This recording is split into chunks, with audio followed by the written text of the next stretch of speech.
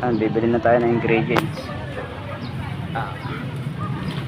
Bigas. Basag ang itlog. At te, 1 kilo.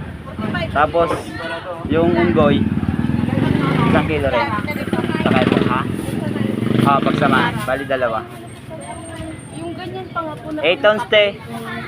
Cairo. Oh, 1 sako. 1 balot lang. 10 piraso lang.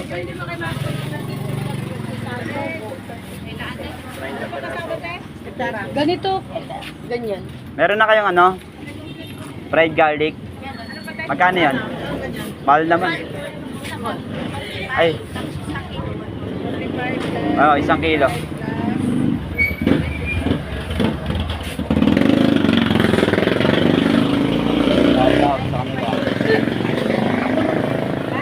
Ah.